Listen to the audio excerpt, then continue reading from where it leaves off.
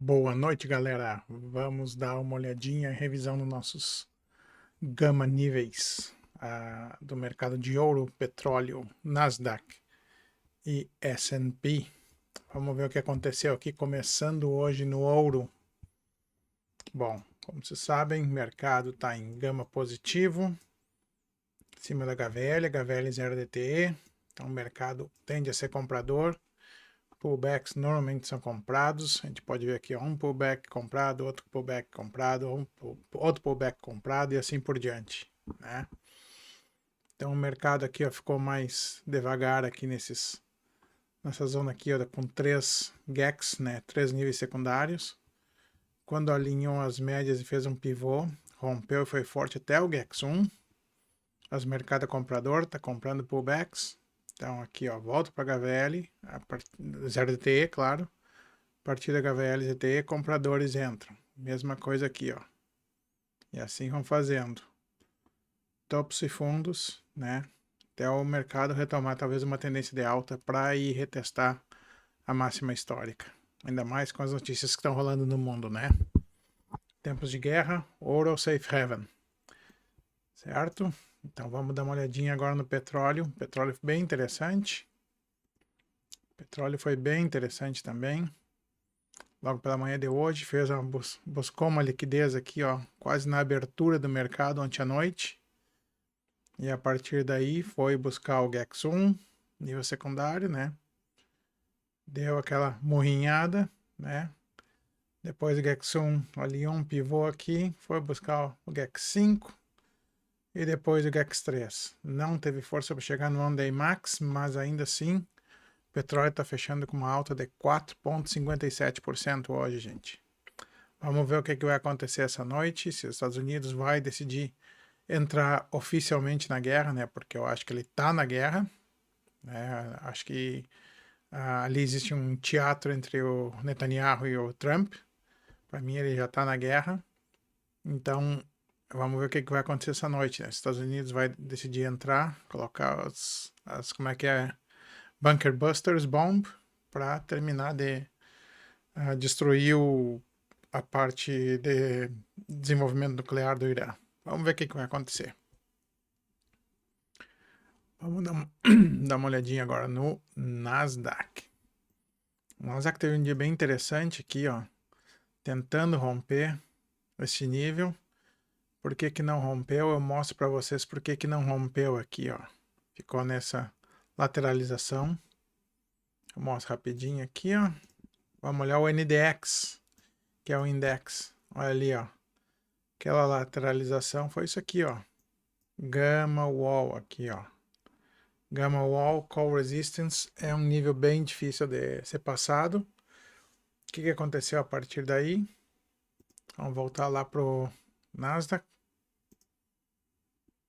Tá? De lá só caiu e foi para onde? Onde é que deu a reversão? No One Day Minimum. Você coloca uma ordem aqui, eu não estava mais na tela, mas só colocar uma ordem aqui tende a reverter. O mercado normalmente fecha dentro do One Day Minimum e One Day Maximum, certo?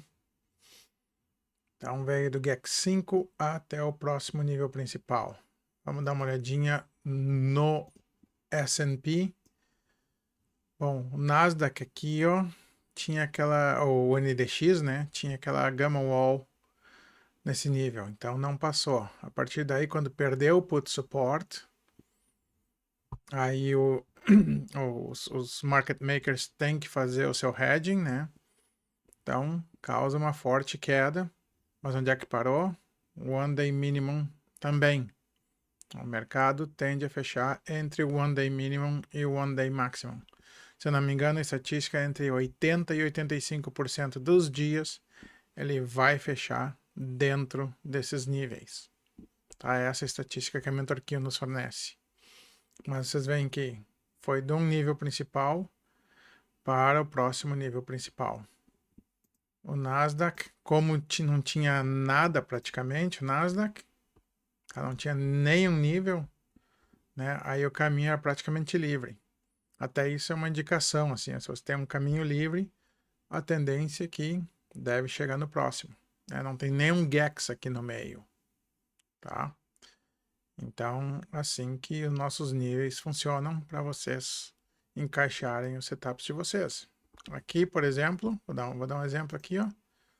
Teve um pivô, ainda que ele era meio arriscado, por quê? Porque havia duas barras de reversão aqui. Teve um pivô e deu continuidade até lá embaixo.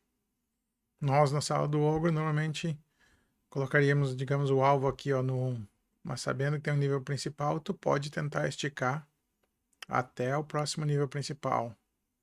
E aí ganha o quê? Mais 50, sei lá, 64, 58 pontos. Não, não é 58.